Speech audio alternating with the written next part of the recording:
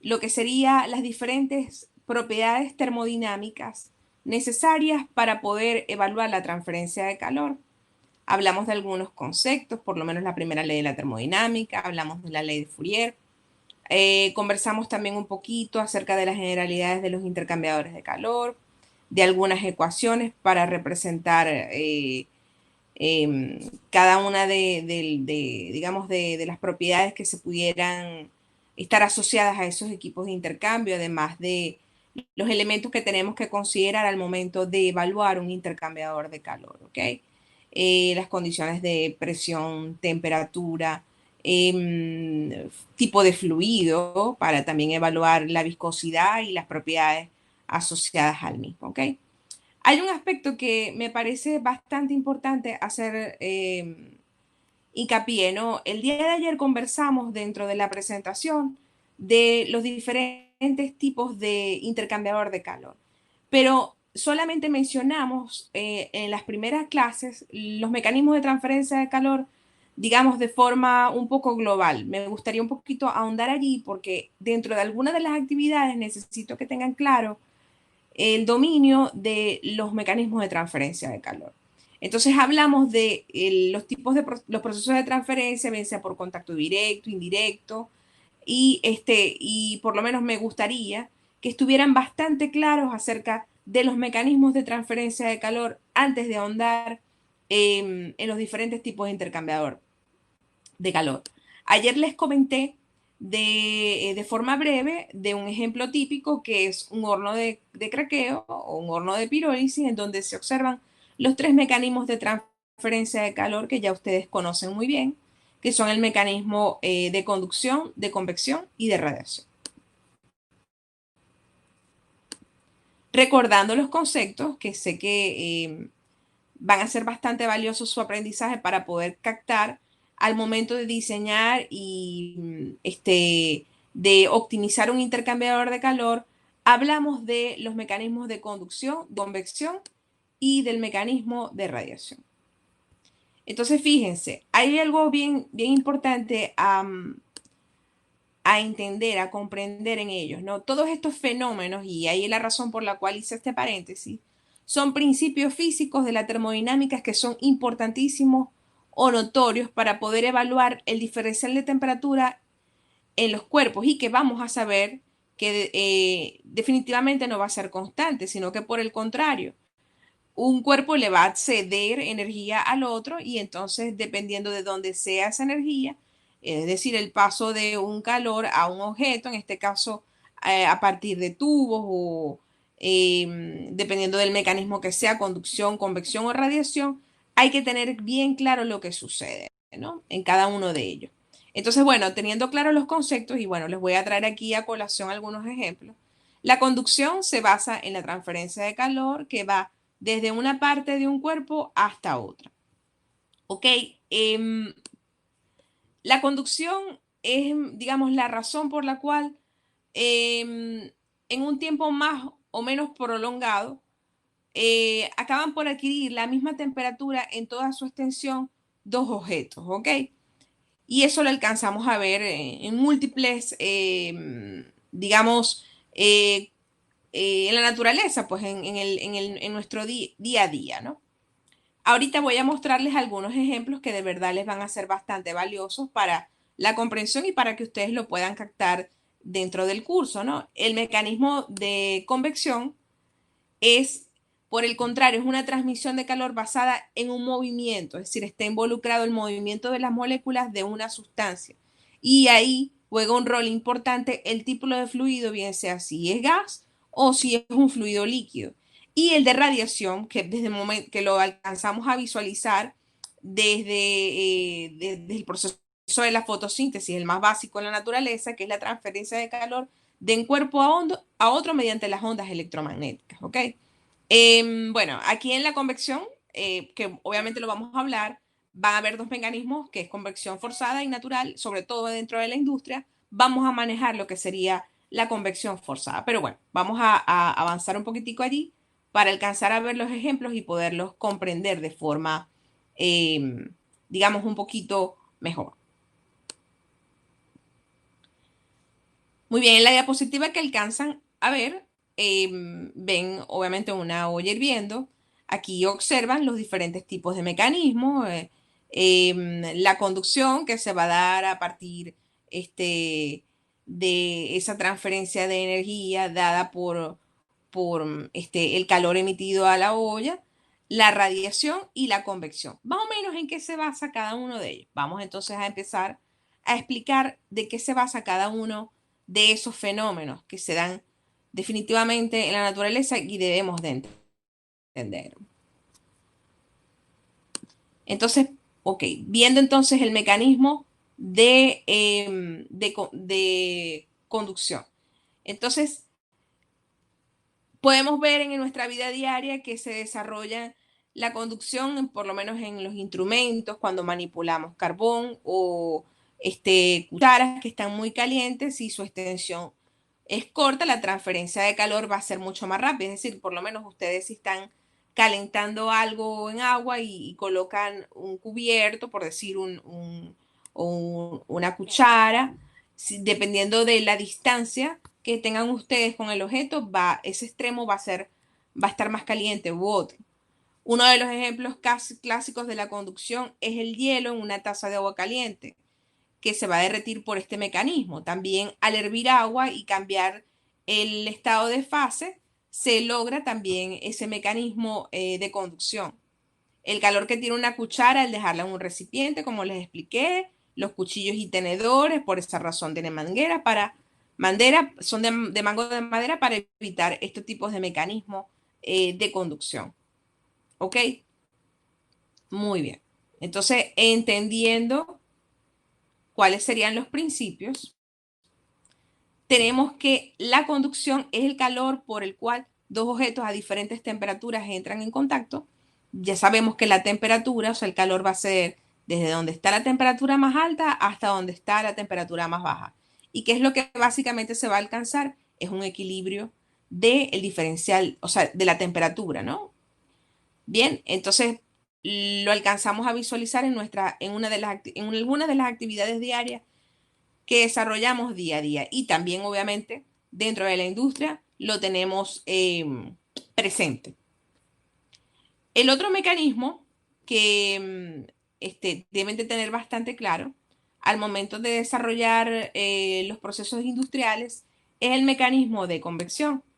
El mecanismo de convección se basa en transmitir calor basado en, digamos, el desplazamiento de las moléculas, bien sea que estén en estado gaseoso o estado líquido. La transferencia se puede dar por transmisión convectiva, ¿ok? En donde el movimiento natural, el fluido extrae el calor de la zona caliente y cambia las densidades. O también se puede dar de forma forzada, en el caso de las calderas, a partir de las calderas de tiro inducido, ¿ok? Donde hay un ventilador en donde va a desalojar todos esos vapores presentes en la misma, ¿no? La transferencia de calor que alcanzamos a ver en una cocina, los globos aerostáticos, también cuando nos estamos bañando y se alcanzan a observar gotitas de agua dentro de los vidrios del baño, entonces ahí se da el mecanismo de convección, también secarse las manos o el pelo a partir de em, un secador y la transferencia de calor generada por el cuerpo humano cuando una persona toca los pies, es decir, que está descalzo. Muy bien.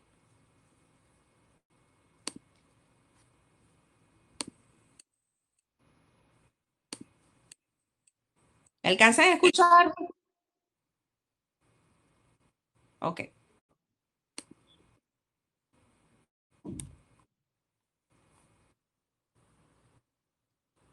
Entonces, el último mecanismo que se alcanza a... Ya, un momentito porque hay este...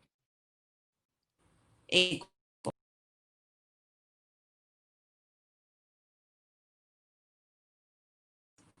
entonces, el último mecanismo que alcanzamos a evaluar dentro de nuestros procesos es el de radiación. El de la radiación es un mecanismo que se basa en la transferencia del calor. Obviamente no es necesario ese contacto directo como lo pudiéramos tener con los otros mecanismos, ¿no? El calor emitido por un cuerpo debido a su temperatura, no hay necesidad del contacto entre los cuerpos ni el fluido. Para ella es necesario un cuerpo sólido o un cuerpo líquido donde la temperatura va desde, obviamente, desde el mayor que el otro y se produce inmediatamente desde una transferencia de calor de una zona a otra. ¿Ok? El fenómeno en este caso se da por la transmisión de ondas electromagnéticas. En el anterior alcanzábamos a ver el movimiento natural del fluido, aquí alcanzamos a ver la transmisión de ondas electromagnéticas. Entonces vemos que algunos de estos ejemplos lo alcanzamos a ver la fotosíntesis dentro de los hornos, el craqueo térmico que se da ya cuando se da el proceso de hidrogenación, selectividad, entre otros, dentro del gas de proceso, el calor emitido por un radiador, la luz ultravioleta, la luz emitida por una lámpara incandescente, los rayos gamma, entre otros. ¿Ok? Bueno, entonces ya con esto tenemos ya bastante claro los mecanismos, que era un punto que había quedado un poco débil, ¿no? Entonces, fíjense, aquí alcanzamos a ver una lámpara en donde vemos que todo ese calor está emitiendo unas ondas electromagnéticas y está generando calor.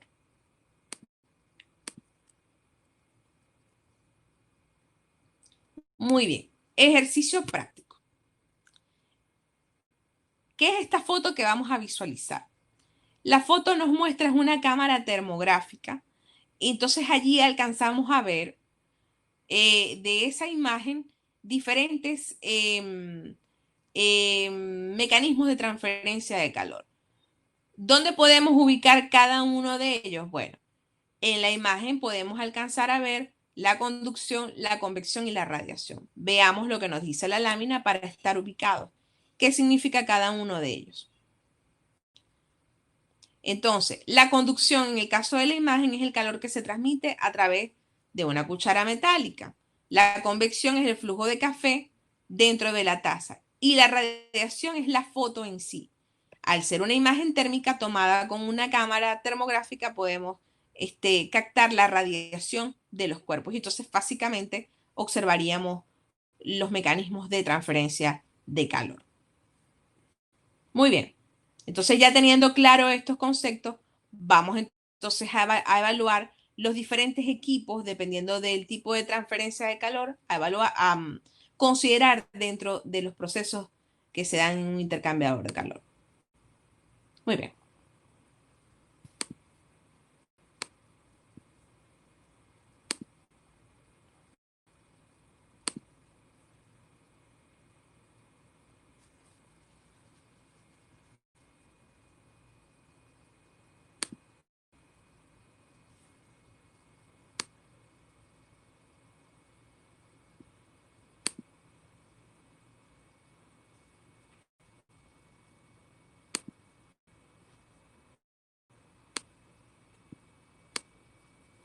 Ok, entonces volviendo al punto de la clasificación de la transferencia de calor, hablamos entonces de contacto directo o contacto indirecto. ¿A qué se referirá esto de contacto directo? El contacto directo en el tipo de intercambiador en donde se maneja este proceso de transferencia, el calor es transferido por contacto entre dos corrientes de distintas fases. Por lo general está presente un gas y un líquido a muy baja presión y que fácilmente pueden ser separados después del proceso de transferencia de energía. Algunos de estos procesos que se pueden llevar en donde hay ese contacto directo lo alcanzamos a visualizar dentro de la industria en las torres de agua de enfriamiento. Y también en donde tenemos intercambiadores con flujo de aire, donde el flujo de aire puede ser forzado o puede ser natural.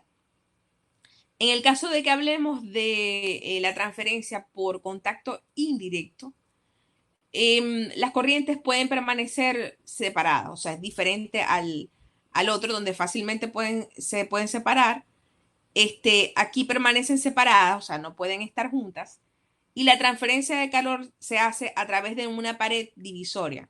Caso típico, los intercambiadores carcasa-tubos, o sea que tenemos dos fluidos que no entran en contacto. Entonces puede ser desde el interior hacia el exterior de la pared de una forma no continua. Cuando hablamos de flujo de calor, en este caso intermitente, cuando el calor se almacena primero en la superficie del equipo y luego ese fluido frío se denomina entonces el tipo de transferencia indirecta o simplemente lo que sucede básicamente en un regenerador. Otros mecanismos de transferencia de calor pueden estar asociados a convección, bien sea forzado libre, convección en el caso de que haya cambio de fase, puede ser de una o donde haya cambio de fase, en el caso donde haya condensación o ebullición, o la combinación de ambos. ¿Qué elementos deben de tener en cuenta? Por lo menos el número de fluidos, el grado de compactividad compactividad de la superficie, la construcción, los arreglos de flujo y el mecanismo de transferencia de calor. Ayer conversamos de las diferentes áreas, dependiendo del tipo de áreas, podríamos hablar de compactas o no compactas, ¿no? Dependiendo de la densidad del área de superficie. Y hablamos también de algunos arreglos de flujo, bien sea si fueran de un paso o si fueran de múltiples pasos. ¿Ok? Muy bien. Entonces, cuando hablamos del número de fluidos involucrados, la mayoría de los procesos de recuperación de energía térmica están involucrados en la transferencia de calor entre dos fluidos. De aquí que el intercambio de calor entre de los donde se manejan dos fluidos son son los más comunes dentro de la gama de intercambiadores de calor. También podemos hablar de múltiples corrientes, ¿ok? O más de tres fluidos, que es el caso de lo que mencionamos en la primera clase, que son las cajas frías o intercambiadores de múltiples corrientes. Hay algunos procesos también en donde están desarrollados eso, pues los procesos criogénicos y también unos procesos químicos en donde hay múltiples corrientes, como sería la separación helio, perdón, y la síntesis de amonio. De acuerdo a la disposición, que es lo que alcanzan a visualizar dentro de la lámina, hablamos de intercambiadores de calor de un paso único, en donde se habla de flujo paralelo o corriente. Este tipo de intercambiador de calor, ambos fluidos entran al equipo por el mismo extremo y van a tener la misma dirección y van a salir obviamente por el otro extremo dentro del equipo. Las variaciones de temperatura son por lo general unidimensionales. No son equipos del todo muy eficientes, ¿no? Sino que por el contrario, la eficiencia desde el punto de vista termodinámica es pobre y son empleados básicamente este tipo de arreglo cuando los materiales son muy sensibles a la temperatura, cuando se desea mantener la misma efectividad en el intercambiador de calor y también en algunos procesos en donde se maneje ebullición. Si hablamos de flujo de tipo contracorriente, como lo mismo lo dice, es un flujo contraflujo, pues en contracorriente sería contraflujo. Van a difluir en diferentes direcciones. La variación de temperatura es de tipo unidimensional y la disposición de flujo desde el punto de vista termodinámico va a ser superior a la que se maneja en flujo cocorriente. Otro tipo de arreglo que se maneja con paso único es el flujo cruzado. Ahí los flujos son normales unos al otro y las variaciones de temperatura, en lugar de ser unidimensionales, van a ser bidimensionales. En ellos hay una efectividad térmica bastante elevada y son, digamos, dependiendo del caso, podemos considerarlo dentro de la industria, ¿no? En el caso de que hablemos de intercambiadores de calor en donde hay múltiples pasos, una de las ventajas de este tipo de arreglo es que van a mejorar el rendimiento energético del intercambiador de calor, ¿ok? Em, Pueden encontrarse de acuerdo a la construcción, pues, al arreglo puede ser paralelo cruzado, puede ser contracorriente paralelo, bueno, pueden haber diferentes combinaciones de estos arreglos, así como lo alcanzan a visualizar, ¿ok? Em, Aquí alcanzamos a visualizar arreglos por lo menos de superficie extendida, flujo contracorriente cruzado, flujo paralelo cruzado. Alcanzamos a ver carcasa tubo, flujo contracorriente paralelo, flujo bifurcado, flujo dividido. Y de placa con diferentes corrientes con placas paralelas.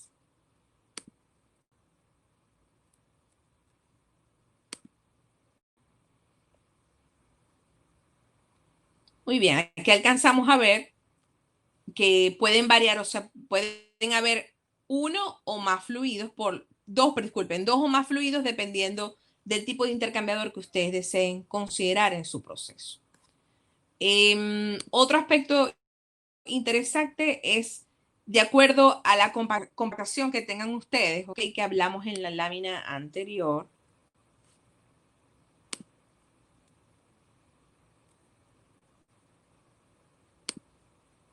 Ajá. Aquí, ahí hay un errorcito, aquí es otra unidad. Aquí sería 700 metros cuadrados por metro cúbico. Ahí, por favor, para que hagan la observación, ¿no? Entonces, de acuerdo a la transferencia de calor y al volumen que ocupe el intercambiador de calor, pueden ser clasificados como lo vimos en compacto y no compacto. La ventaja más resaltante va a ser, obviamente, si trabajas con un intercambiador contacto, lo que sería ahorro de espacio, de material, costo de inversión, es decir, CAPEX. También puede tener algunas desventajas como problemas al momento de hacer el mantenimiento del equipo, hacer intervención del mismo, limpieza, si se maneja flujos eh, que sean corrosivos, entonces me van a generar mayor cantidad de problemas. Y debemos de tener todas esas consideraciones al momento de considerar ese tipo de intercambiador de calor. Muy bien. Solo una cosita que me había faltado comentarle.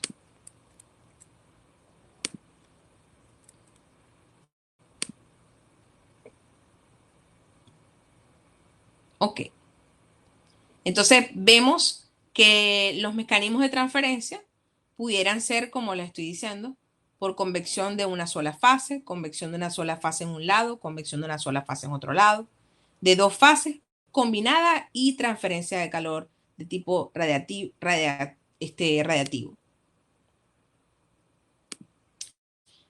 Muy bien. Entonces,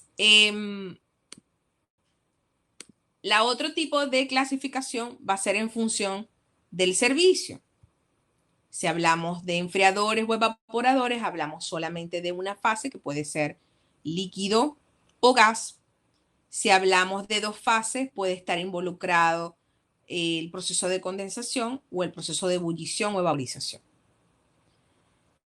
Los clasificadores, disculpen, los intercambiadores carcasa tubo se pueden clasificar dependiendo del tipo de fase que se contempla, por lo menos si es de una sola fase, puede ser carcasa tubo.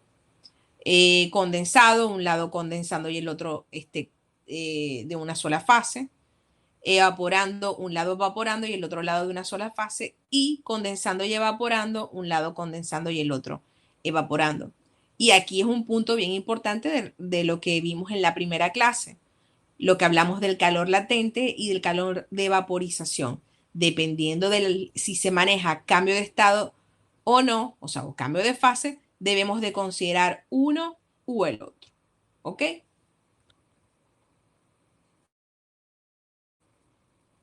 Ok. Me avisan si me están siguiendo, por favor.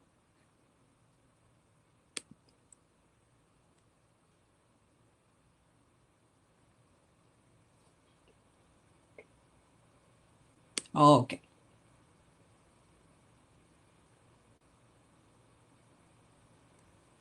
Entonces, fíjense, de acuerdo al tipo de construcción, algunos de los que mayormente se manejan en la industria son los tubulares, los de placa, los de superficie extendida y los regenerativos. ¿Ok?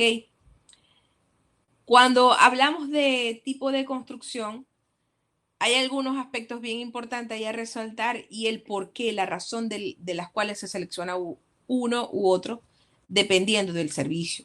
Pregunto yo, ¿cuál creen ustedes que es el que mayormente se utiliza dentro de la industria?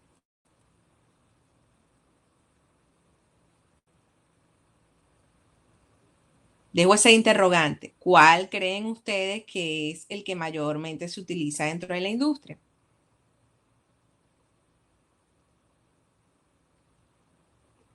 Tubular, Israel, Emily, Jorge, Luis, Nicandro. ¿Cuál es el que creen ustedes que se maneja en la industria? Y ahora, ¿por qué razón? ¿Por qué creen ustedes que se maneja este tipo de intercambiador más que uno que otro, pues? ¿Qué lo hace, digamos, el intercambiador utilizado por excelencia dentro de los procesos industriales? Si no lo saben, por lo menos de lo que ustedes, de lo que han revisado o su criterio de servicio. Ajá. Aquí Luis dice que se obtiene mayor eficiencia. Ahora te pregunto, Luis, ¿has observado los intercambiadores de múltiples corrientes, es decir, los que trabajan con placa, que trabajan en servicio criogénico? ¿Acaso esos no son tan eficientes o más eficientes que los tubulares?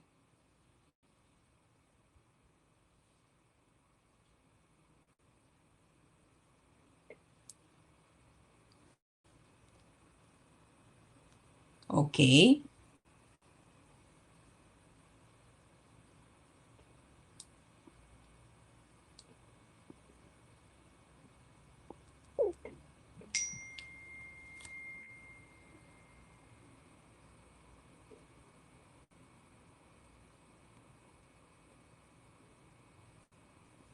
ok. Aquí Nicandro me está escribiendo, que no me puede escribir, pero ya le voy a decir que me escriba por acá,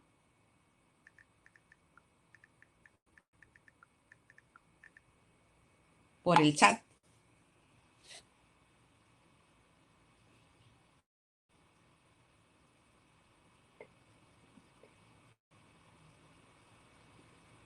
Ok, ahí ahorita hablamos de un aspecto importante, compacto o no compacto, depende del tipo de servicio.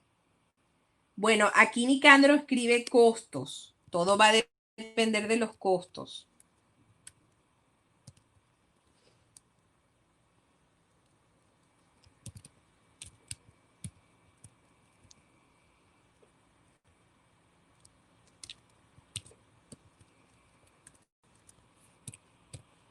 Ok, eso es un aspecto importante, los costos.